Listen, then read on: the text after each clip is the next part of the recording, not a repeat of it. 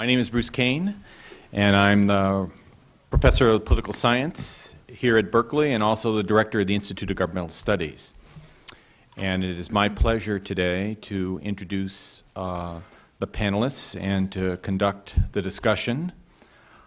And I think what we're going to do is follow a format where I will ask some initial questions and hopefully spark a discussion. And then we will open it up for questions. We have two people who are very distinguished in the field of political communications. On my left is Laura Capps. Laura Capps is a graduate of this university who, she told me yesterday, was one of the first graduates of the UCDC program, which is an internship program that we hope many of our students will take advantage of when they come here. Laura comes from a very distinguished UC family. Her father was a distinguished professor at UC Santa Barbara who went on to Congress, followed by her mother in Congress after her father's untimely death.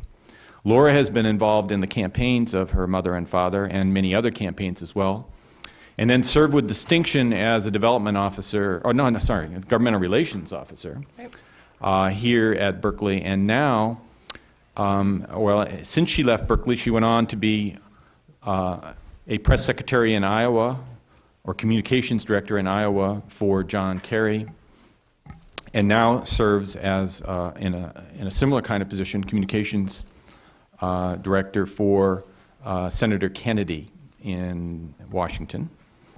And on my right is Dan Schnur, who has an equally illustrious career.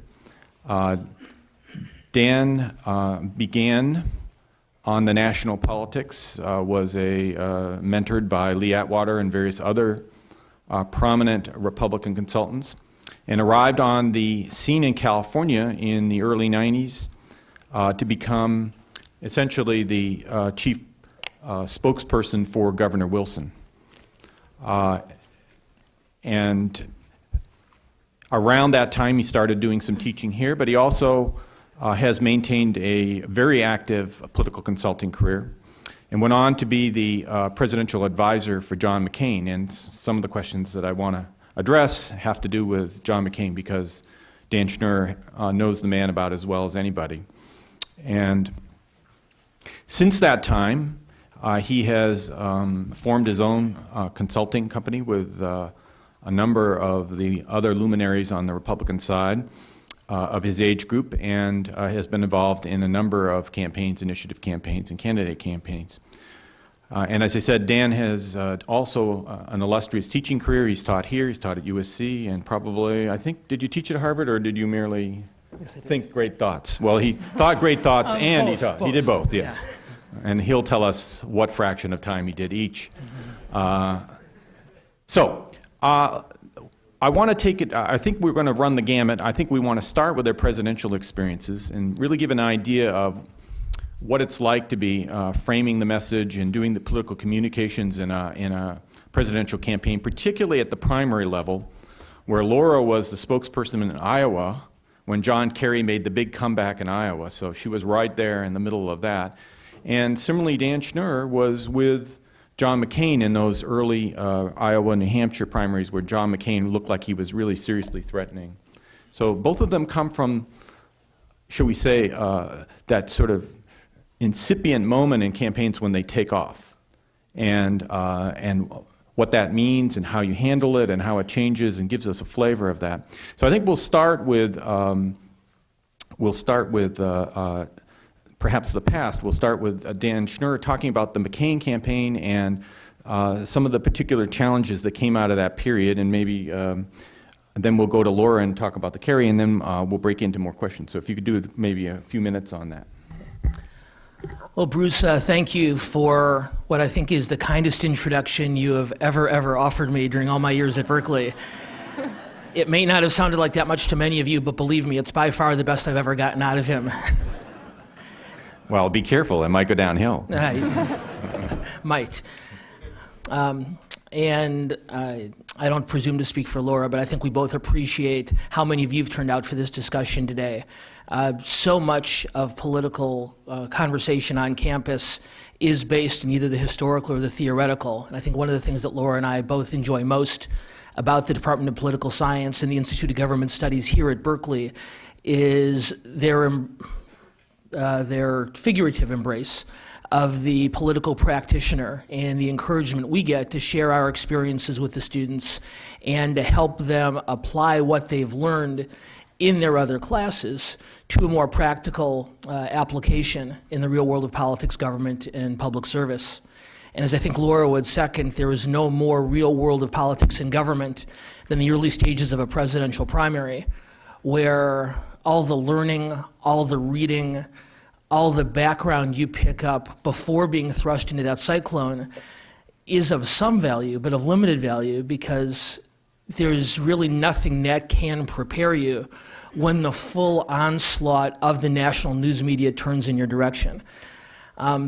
When I first met with John McCain to discuss his presidential campaign in the spring of 1999, he told me in no uncertain terms what he felt his prospects were.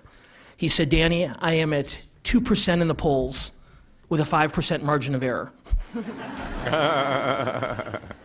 And he goes, "At worst, that means 3% of the people of New Hampshire want me dead." And what we learned as time passed is that is that the real challenge in a presidential primary, as opposed to a general election, is not so much persuading voters that your candidate's agenda is superior to that of his or her opponents, but simply attracting their attention. Because when there are 6 or 7 or 8 or 9 candidates vying for either party's nomination, the amount of space available in the average newspaper and the amount of time available on the average newscast is negligible. And the competition for the media's and the public's attention is really the primary challenge that we face on a daily basis. I remember at the early stages of the campaign in 1999, and I'm sure Laura has similar memories, we had no fewer than 9 Republican candidates seeking our party's nomination. And for the first presidential debate of that campaign, they couldn't fit 9 candidates all in one camera shot. So what the sponsors of our first debate did is they did 2 tiers. They had 5 candidates sitting at a table, and then a small riser, and then in back of it, 4 more candidates. It looked a little bit like a telethon. I kept waiting for Jerry Lewis to come out and say he wasn't going to leave until we'd raised a certain amount of money for our party's primary process. What I suggested instead was doing it like Hollywood Squares, stacking them 3 up and 3 across, and simply I'll take Lamar Alexander to block, and playing it out that way. But the competition for the voters' attention is the most extraordinary challenge we face. And while I think our preparations are helped, but what we learn from watching and learning and reading, there's no substitute for the absolute experience of that kind of competition and that kind of media intense interest. And so one of the things we try to get across to the students here is not only the theory that can be put into practice, but where the practical applications of that theory stop and where practical politics and sheer gut instinct takes over. So with that, I'll turn over to one of the Democratic Party's best and most successful operatives with one of the best sets of gut instincts I've ever seen in presidential politics. And I'll let Laura tell you what I've missed. Thanks, Dan. Well, it's really nice to be here. Don McQuaid welcomed me home when I saw him yesterday, and Berkeley really does feel like home. I was proud to be an alum here and then worked here in the Government Affairs Department under George Strait for 3 years before heading off to Iowa. And to sort of acknowledge the humor of this right off the bat, when George emailed me to say, "Hey, we want you to be part of this panel, it's called Winning Elections," I wrote back, "Newsflash, George, I lost." So it's nice that Bruce wants to bring it back around to Iowa, because that definitely was the high point for me of my experience on the Kerry campaign. It was 18 months, 7 days a week, 15 to 18 hours a day. So when you lose something like that, you go kind of into this hazy hole of blocking it out. And so today kind of marks somewhat of a coming out experience for me. And so if there's sort of irrational fits of rage or memory loss, you'll understand where I'm coming from. But it's really nice to be here. Talking about Iowa, so I left this beautiful mecca of liberalism and progressive thought to head into the heartland. And it was one of the most educational things I could have done for a variety of reasons. One, when I started the Kerry campaign, there was probably 40 people on all the staffs, including fundraisers in Florida, et cetera. And so really is a small operation. And when you start at the beginning, really have a sense of the character of the campaign. And from the beginning, we had a real, our state director was a guy who knew Iowa back and forth and had a very good sense of what Iowans want, which is actually kind of similar to what this sort of dialogue is they want an actual dialogue about politics, and something that I really grew to appreciate. My first experience, actually the third day on the Kerry campaign in Iowa, had to do a hog lot tour with the senator.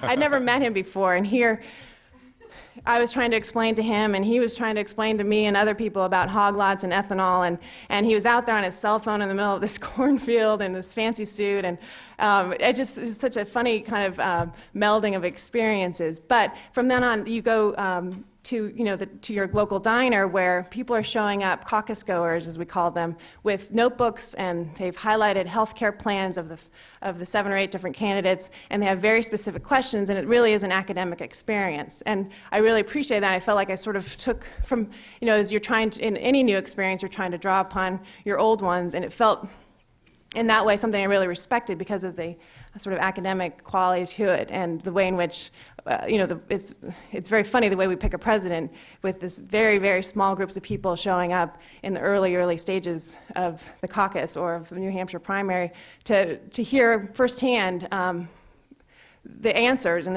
again, it's very much rooted in issues. So then we went on, obviously we had a very dark several months where I think McCain had better polling in those, when he first met with Dan than John Kerry did. We were pretty much last in most of the polls throughout the summer. And that's where that's where work ethic comes in, and where you get to see really what your candidate is made of, how they get up in the morning and what they do with their day, and how they sort of approach and tackle each and every small interview on a small radio station, et cetera, with that kind of tenacity that then trickles out and sort of lets all the staff know that things are going to come on back.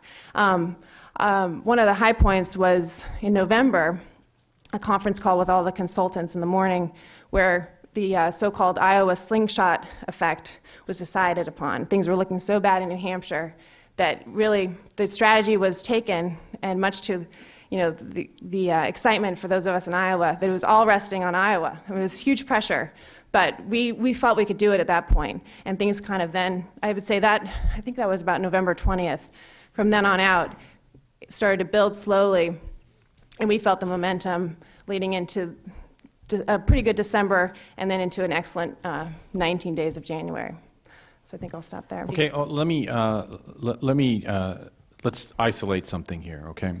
What's going on here, obviously, is that Iowa has become absolutely critical over the last 30 years, and New Hampshire, that we front-loaded the process so that it's not simply an election about the state, but it's also the national election, because at least in the Democratic primary, it was pretty much over by the time you got to the end of New Hampshire. So you're the message director, and there are two things going on. You're competing for Iowa, but you're also competing nationally. So are there tensions that arise from the fact that you're doing these two things? And what are you primarily trying to do? Are you trying to speak to the Iowans in order to win Iowa, or are you also simultaneously trying to deliver a message nationally?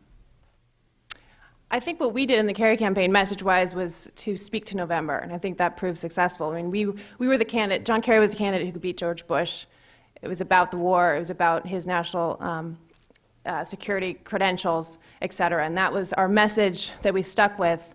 And that's the reason why I chose John Kerry as a candidate, going in when there were several good ones to pick from. But I think structurally it's hugely problematic. I mean, having to deal that spring then, after we had won 19 primaries, dealing with reporters constantly, well, why, the Bush campaign already, they have field offices in they have field offices in Georgia, et cetera. Why don't you have because then I became the spokesperson for the western states. Why aren't, they have 30 offices in Nevada, where are you guys? And it's like, hello, we just, we had to win 19 primaries. We had $2 million in March. George Bush had $120 million. And so I think from a structural point of view, it's really hard to be the challenger. What Kerry did message-wise was to be the challenger from the beginning, which I think then proved successful. But so you weren't primarily focused on the Iowa voters to get your way back. When he took that money out of New Hampshire and he said, okay, I'm going to put all my chits into Iowa, did that mean that you were really trying to dissect the Iowa electorate and go after the Iowa electorate, or are, as you say, thinking just of general messages that wouldn't work in November at that point? I mean, it has to be both, and obviously the war was the biggest challenge because Iowa Democrats were very much against the war, and that proved, that definitely gave Dean the momentum that he had there. And so that was the trickiest message hurdle for Kerry to explain his position, which obviously became a challenge that never quite went away. But it's just a kind of a combination of doing both, where it's interesting because for the first, we didn't have a press corps until I had my first press van in September, and it was a reporter from Austria and the Boston Globe, and and then by then December it's probably a press corps of 40, and then by the end of the campaign it's 250. So you really are speaking to the local papers, and the value of the local news is essential. And that in that case, the attention to local issues is foremost, but they really kind of matched with the national issues as well. I mean, the first questions in any town hall, and Kerry would do 5 or 6 a day, was always Iraq, then it was healthcare, then it was the economy and jobs. And so even though you're talking about Iowa issues, you're really speaking nationally. Dan, what do you think? I guess I'd offer 2 thoughts very quickly. One, as someone who's adopted California as my home state, I, like many of you, have grown to resent the fact that states much smaller and much more homogenous than ours play such a disproportionate role in the primary process. We're 34 million people strong, we're diverse, we're big, we ought to be able to pick a primary, and we never get to, and that's lousy. What I discovered on the campaign trail, though, is something that changed my mind in a very dramatic way. The kind of intensity that Iowa caucus goers and New Hampshire primary voters devote to the process, the kind of scrutiny they give the candidates, I think provides an important and a necessary test for the candidates. Senator McCain liked to tell the story of former Arizona Congressman Morris Udall, who ran for president in the 1976 Democratic primary. And Udall used to tell a story about overhearing 2 New Hampshire voters at breakfast at a coffee shop one morning. And one Democratic primary voter turns to the other and says, "What do you think of this guy Udall?" And the other one says, "Well, I've only met him twice, so it's hard to tell so far." And because the voters in those states take their roles so seriously, it forces the candidates to become much more responsive and to face, I think, a much more appropriate test of their political skills than we see in a nation state like California, where the 2 tests of a statewide candidate are, number 1, how much money can you raise, and number 2, how many television advertisements can you buy with that money.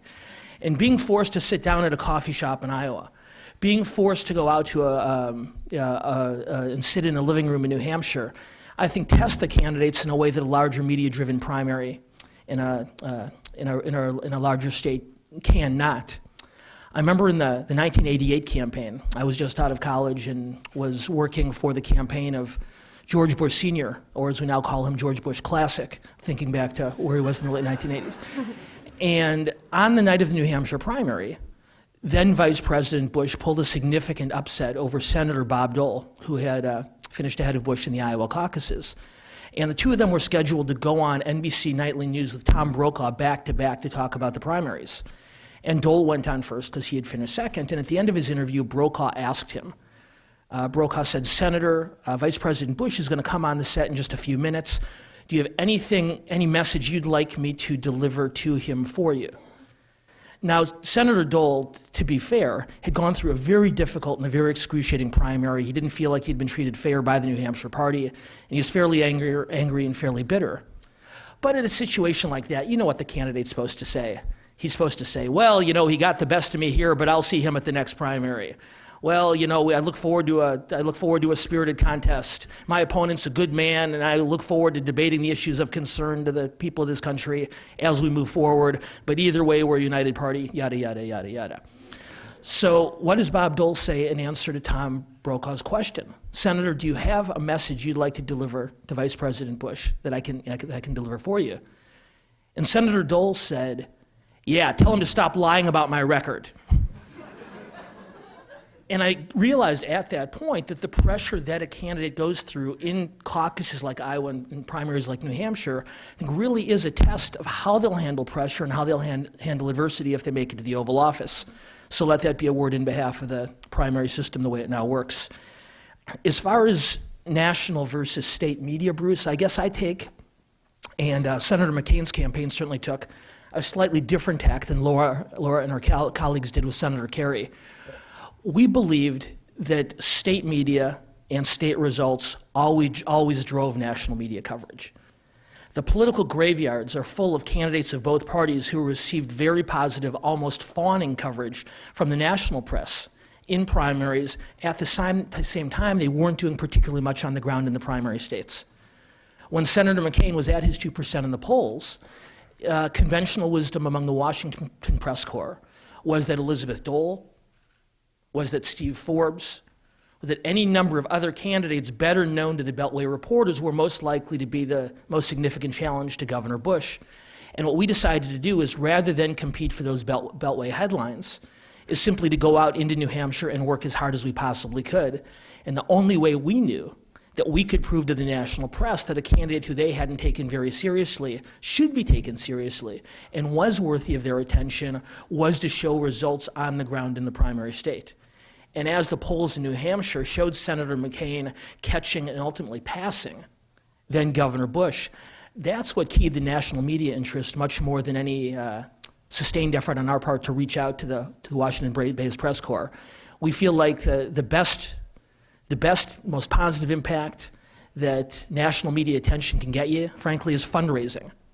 And beyond that, in terms of on-the-ground activity and on-the-ground success, it's the Des Moines Register and the Manchester Union Leader and the Concord Record that are going to be the papers and the news media that help you determine where you're going. Right. Of course, one thing we have to bear in mind is when we compare these two elections, the Iraq War had nationalized the issues, perhaps to a greater degree than we had a national agenda in terms of controversy in 2000. Okay, now both of you had to work with candidates that are famously, shall we say, difficult in certain dimensions, right? Challenging. Challenging. So you're the communication directors. Let's just talk about what kinds of challenges these particular candidates presented for you, Dan, because you've had Pete Wilson, you've had John McCain. Talk a little bit about, as a communication director, what the challenges are of dealing with somebody like John McCain, strengths and weaknesses. Well, John McCain's greatest strength as a candidate was his willingness to say whatever he believed in whatever the circumstances, regardless of the possible outcome, positive, negative, or otherwise. And when I first met with him, back at that 2% of the polls moment in spring of 1999, the senator explained to me there were two reasons he was running for president. He felt, number one, it was an excellent opportunity to raise the visibility and to raise the saliency of the issue of campaign finance reform. And if he campaigned in highly covered presidential primaries, it would give the issue a level of resonance with voters that it hadn't previously enjoyed. And the second reason he was running, as he explained to me, is that 4 years earlier he campaigned extensively with Senator Bob Dole when Dole ran for president unsuccessfully against Bill Clinton. And McCain said, here we are, we're traveling the country, we're going to fascinating places, we're meeting fascinating people, and the whole campaign was like a morgue. He said, the second reason I'm running for president, Danny, is because it looks like so much fun. And that quest for fun, whenever it interfered with his quest for votes, took precedence. And for a communications director whose previous professional experience had taught me the importance of message reinforcement, of message repetition, of developing a very short and simple and direct message and repeating it over and over again, a candidate who happened to talk about whatever got onto his mind that day was refreshing to the press corps and maddening to those of us around him. One of the small successes we realized over the course of the campaign was an apparatus that we called the Straight Talk Express. And the Straight Talk Express was a bus that the senator rode from campaign event to campaign event. And unlike most of these buses, or later as you succeed, airplanes, as Laura will tell you, our sense of hierarchy was a little bit unorthodox. Normally on these buses, there's a very strict sense of hierarchy. The reporters sit in the back. The reporters are the Rosa Parks of the presidential primary bus. And you don't put up a fence in front of them, but you'd like to, because it keeps them toward the back of the bus, where hopefully they're not going to cause you too much problem. Then in the middle you have sort of this DMZ of volunteers and junior staffers. And they act as sort of a buffer between the press corps and the candidate and all us big important people who sit up front with the candidate, offering him big important thoughts and big important advice. And that's the way these things work. And we had a similar experience to Laura's in that when we started campaigning, we didn't have a bus because none of the national press wanted to travel with us. They wanted to travel with Elizabeth Dole, they wanted to travel with Steve Forbes, they wanted to travel with George Bush. They didn't want to travel with someone at 2% in the polls with a 5% margin of error. So if we were lucky, Forbes had a better bus, too. Forbes had a much better bus. So we traveled by rental car. And on the rare occasion the reporter wanted to travel with us, that reporter had pretty much unfettered access to the candidate, because you really can't separate them. You can put the candidate in the front seat and the reporter in the back, but then reporters just lean over and they talk to him anyway, so there's nothing you can do. As the campaign progressed, we escalated to a van. In our van sat 6, sometimes 7, sometimes 8 reporters. And this was very exciting progress for us, but once again, particularly if you were of a school of politics that believed that you made the candidate available for relatively short periods of time to stick to a predetermined and very specific message, not many places you can hide a candidate for president in a van.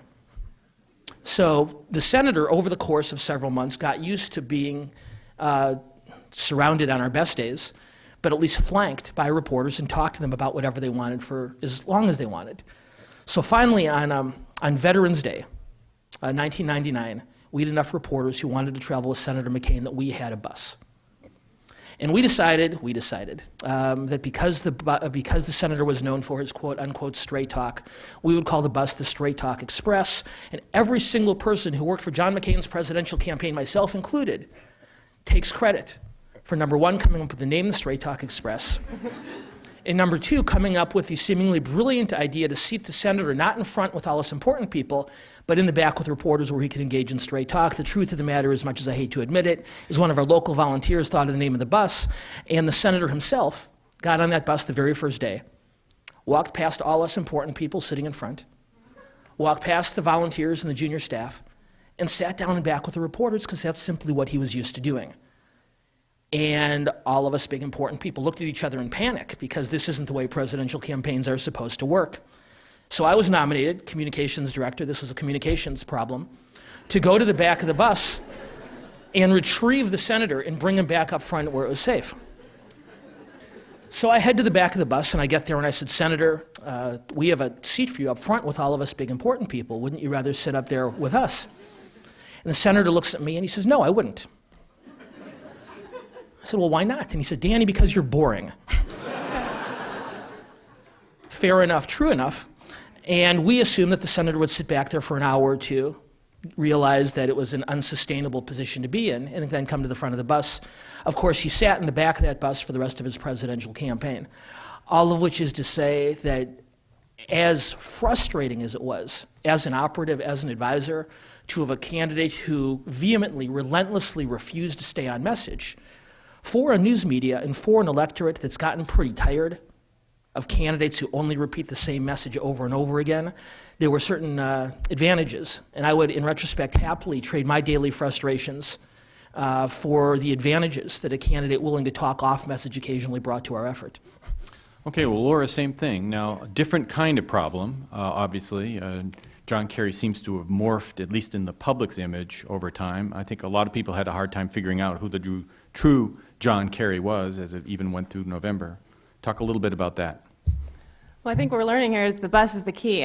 We didn't have the Straight Talk Express, we had the Real Deal Express. And I'll give Dan all the credit for it. A little copyright infringement. Exactly. And actually, I'll just remember one day I think sort of sums it up with John Kerry. And to go back to what Dan was saying, we're on the same page in terms of national media versus local, and I am proud that the local and the regional media was my domain, because really those are the folks that actually know what's going on. The day that John Kerry, in November, the news had gotten out that he had let go of his campaign manager in Washington, was the day that we were launching the Real Deal Express with a bus full of veterans. It was Veterans Day in November.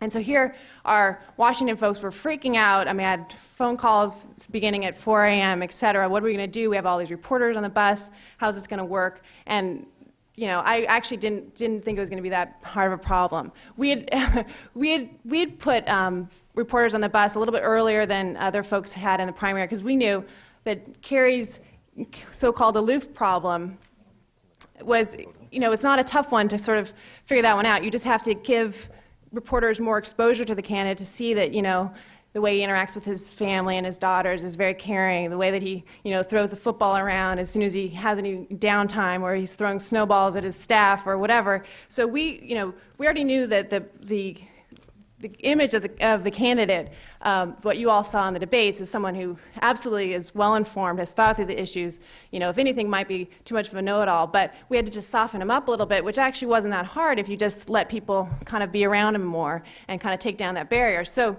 we'd already had reporters on this Real Deal Express, and that morning, there was a headline in Washington that it was a picture of Kerry, and it said, "Dead man walking." I mean, we were done. Washington Press Corps had written us off, but yet we were just, again, on the uptick in Iowa, and our local media was really kind of gathering steam, because we were telling the story of John Kerry and all the veteran support that we had. So here we had on this bus all these veterans, probably about 20 or 30, maybe another 15 reporters, and Kerry gets on, and he has to walk by this MSNBC reporter who was interviewing this, World War II vet, with a camera in his face saying, "What do you think of Jim Jordan being fired?" And the vet was like, "Who? What?" I mean, for me, it just completely illustrated the total disconnect of what they thought was, really the beginning of the end for this candidate, and for us was the beginning of a long start here, because Kerry was really speaking to veterans and getting them mobilized, and we ended up having 10,000 caucus for us, which definitely could have made the difference, probably did make the difference, and really showed that. And also, interestingly enough, Kerry, when he was around veterans, kind of took on much more. He's very comfortable with veterans, and Vietnam, Korean, World War II, didn't really matter, but there was sort of a language and a comfort level that helped us show a different side of him that reporters didn't always get prior to that. So I think the bus is the key, because it definitely gives the candidate a lot more time, one, with people that are their constituents and they're trying to talk to, and two, also to have the reporters have that all-day access as they're driving along in the cornfields of Iowa or New Hampshire and really get to see the candidate up close. Let's move to the present right now, and people, when we open up to questions, if you have more about Kerry or the candidates or McCain, we can talk about that in a second. But let's talk about the present. You guys are communication specialists. The president right now is on an ambitious route to try to sell Social Security reform, tax reform. He's using many of the same techniques that he did to sell the war. But he seems to be running into problems. Right now, the Social Security reform isn't selling. Even the tax reform, according to the papers yesterday, is not selling. It seems the Tom DeLay issue is raising lots of problems. Where is the Republican Party right now? And as a communication specialist, what do you think needs to happen for the president to sell these programs more effectively, Dan? Well, knowing that I have an overwhelmingly friendly audience, I'll feel... You're used to that, Dan. We have police protection, and there is an exit that way. Everybody needs to, it's like the airlines when you're landing in Washington, you have to stay in your seat for the next 20 minutes. If you have to go to the bathroom, it's too late. So as the pork chop at the bar mitzvah, I will. I'll offer you a couple of thoughts. The title of this panel, and I don't have it verbatim, is something along the lines of "Why are Republicans so successful at politics?"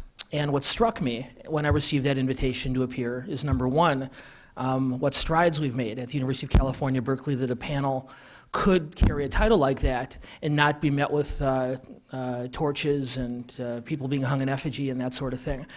The other thing that struck me, though, is here you have a president of the United States and a governor of California, both of whom have approval ratings of roughly 50%. Actually below. Roughly 50%.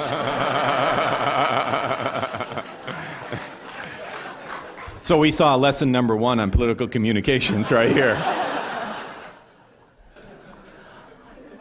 Bruce Cain, longtime Democratic Party advisor, acting as moderator on this panel.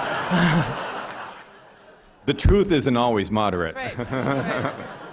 That's right. The San Jose State poll has the governor at 47% approval. The field poll has him at 52%. I'd call that roughly Actually, 50%. the PPIC poll is going to have him below 50%. It's coming out in a week and a half. I have advance warning. Okay. So therefore, we have we have four major statewide polls. We digress. On to your point. Two that show the governor at 50 and two that... So my point being is that this country, as it was in 2004 and as it was in 2000, is almost completely, absolutely split right down the middle in terms of partisan affiliation and ideological leaning. And so a president or a governor facing a split electorate obviously needs to do things in order to expand his or her base of support in order to achieve a governing majority. I think what President Bush did in his reelection campaign very, very successfully is he reached out to a group of swing voters that had historically been part of the Democratic coalition. And these tended to be working class voters, union members, blue collar workers. They were once known as Reagan Democrats before Bill Clinton brought them back to the Democratic Party.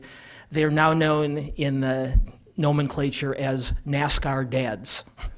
And in the ability not to offend on a gender basis, NASCAR moms as well.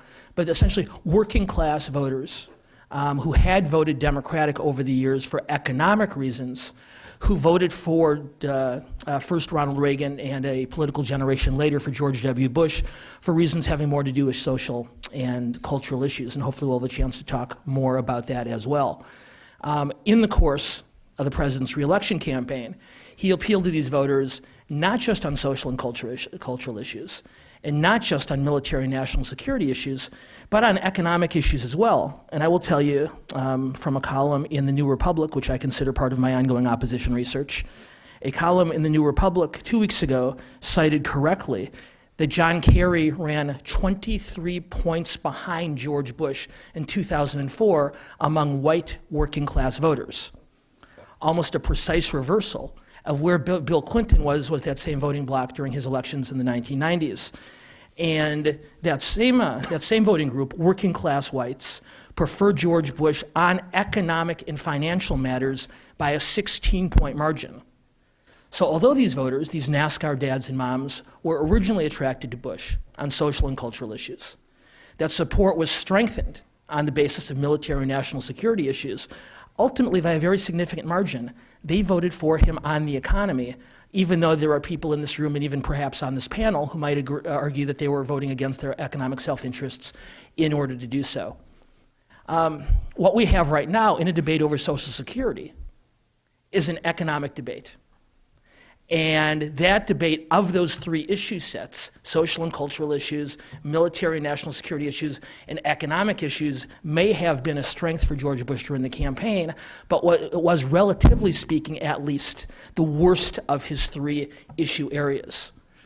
Couple that with an ongoing rise in gasoline prices, which I happen to believe more than Social Security, more than Terry Schiavo, more than any other issue in national or international politics today, rising gasoline prices, which is, of course, at heart a pocketbook and economic issue. You've seen a falling off of support for Bush from these white working class voters.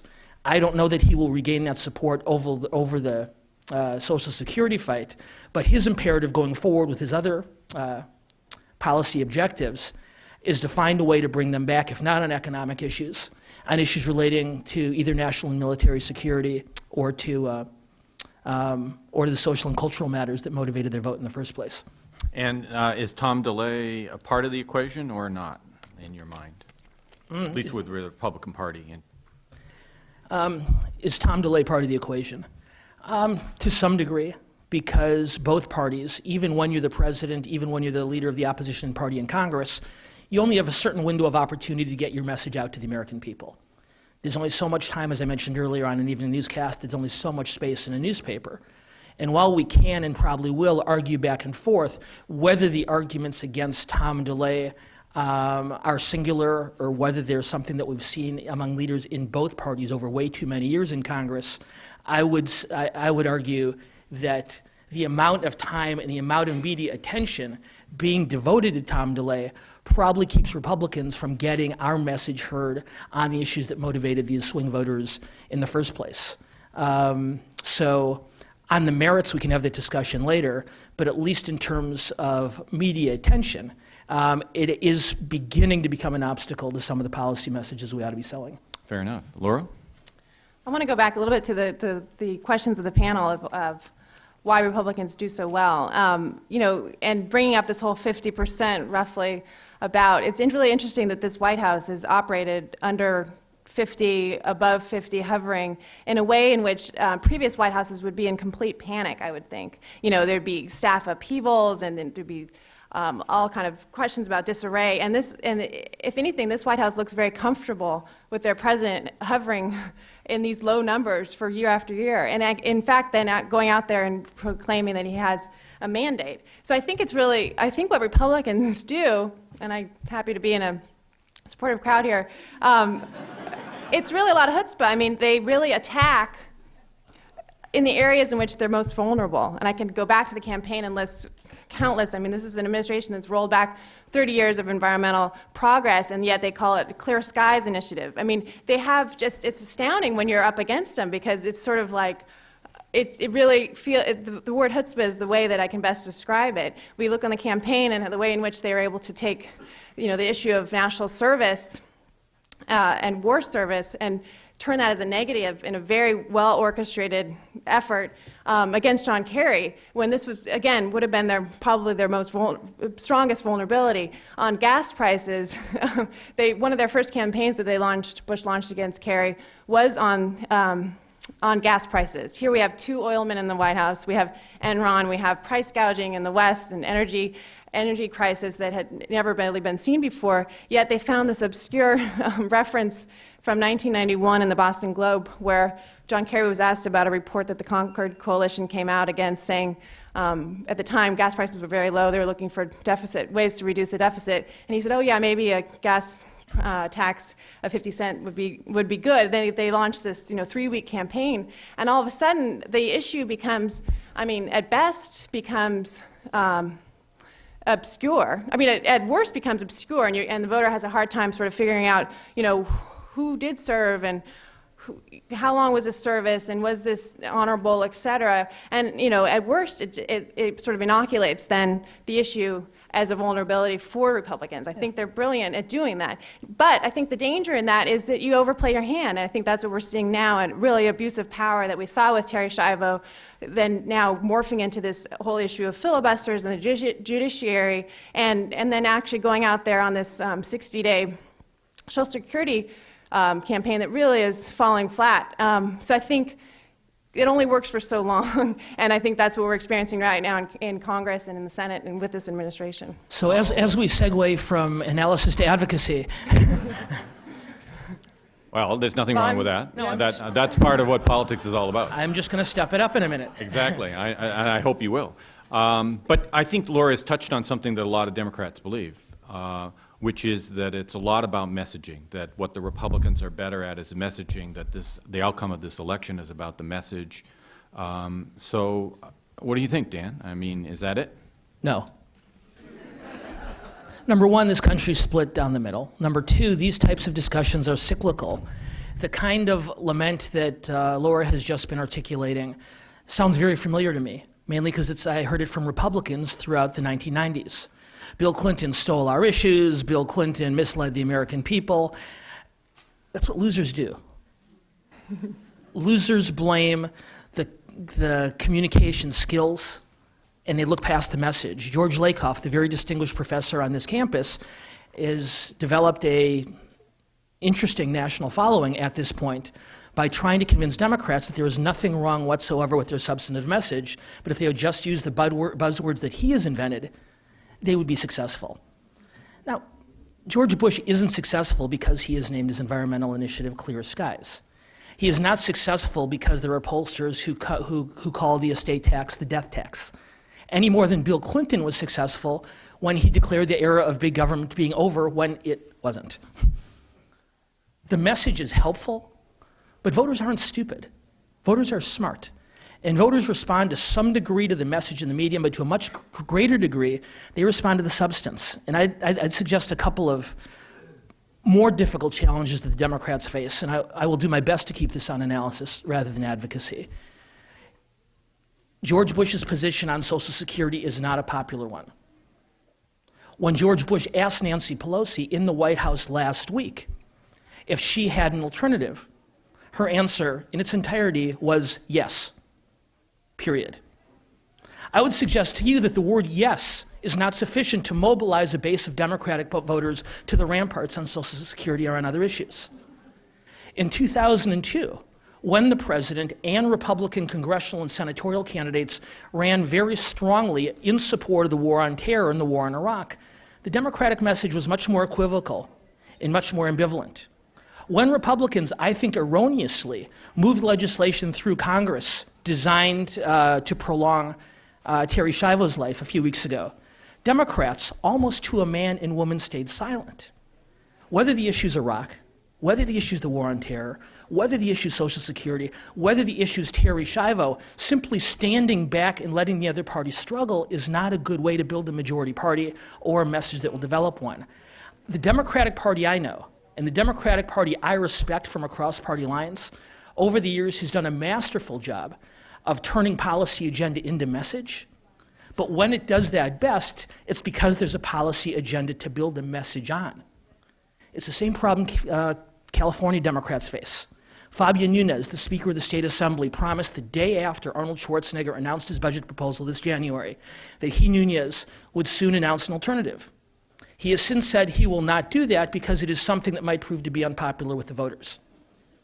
Now, I am not going to sit here and defend a pension initiative that was poorly drafted on behalf of the governor. I'm not going to defend a budget initiative that I believe has holes in it. But for the Democratic Party to regain the lofty status it enjoyed throughout the 1990s, simply sniping at the other side isn't enough. Offering an alternative agenda on some, maybe not even all, but on some of these issues is, I think, the biggest obstacle you're facing. Laura, what do you say? Do the Democrats, can they never become effective unless they have a fully detailed multi-point plan on Social Security? It's a fairly loose paraphrase, Mr. Cain. Well, I think it's interesting because, again, apologies for going back to the campaign, but, I often go to dinner parties or whatnot, and people say, the problem is John Kerry just, didn't have a plan. Well, I mean, we had probably too many plans. And I think, voters really want to know about character issues, and they also want to know about issues. But I think the character issues, character traits are probably more important in their minds. On Social Security, I mean, I don't think that it's a problem that Democrats don't have enough initiatives or plans. I think it's the communication. I think, to agree with George Lakoff, it's the way we talk about it, programs, et cetera, that... What is the Democratic alternative on Social Security? What's the president's plan on Social Security? I mean, he's yet to propose it. And I think that, if we take a lesson from the Republicans with health care reform in 1993, they never came up with an alternative, and that proved to be successful. I mean, you really have to see what the president's going to put down, and that's the way the executive branch relates to the legislative branch. You first get a proposal and then you dissect it and respond. So I think in that case, we're absolutely smart to just wait and see how this plays out. It's not a crisis, and it's good to get out there and explain to people how this administration is pretty good at making up crises, and see what his plan is actually in a way that's we can respond to point by point and come up with alternatives. Okay, having lit the match, and I have my own views, but I'll keep them to myself. But rather, I think we'll open it up and let some people in the audience ask some questions in the last 5 or 10 minutes. 5 minutes. 5 minutes. All right, no more than 5. Yes. We'll go left side and then right side.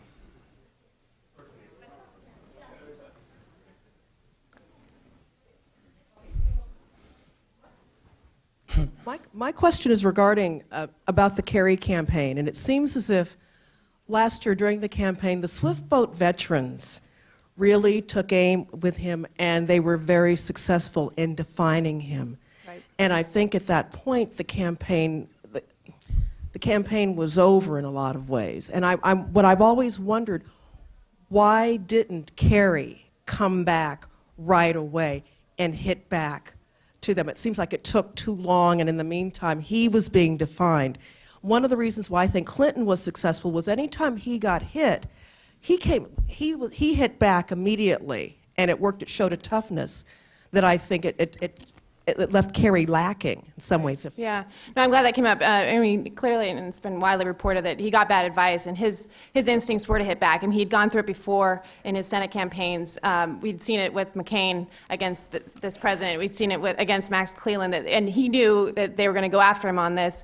And his instinct was to hit back quicker. He got bad advice that by doing so, the 527s, it was a new sort of entity, and these small little groups out there, I think. We didn't quite give them the stature that we probably should have. They were only spending a nominal amount of money, but the free press that they got off of them, constant playing on the CNN and these cable news, really elevated them to a level that those closest around him didn't expect. But from all that I've understood about it, it was his initial instinct to strike back, and then we should have listened to the candidate more. All right, let's take the next question. Okay. Is this on? Okay. First of all, where did Kerry sit on the bus? You didn't tell us. He roamed. He sat he often would spend time in the back with the reporters. Often. Okay. Okay. But also we set up a thing where we had veterans that one day, but then one day we'd have nurses, et cetera, and they would have the microphone, kind of like the one you have, and were able to ask him questions, something like that, and he loved that, and it was kind of this neat way in which we sort of had these roving town halls on the bus. Then the other question is it's more of a comment regarding the plan. Kerry always said he had a plan.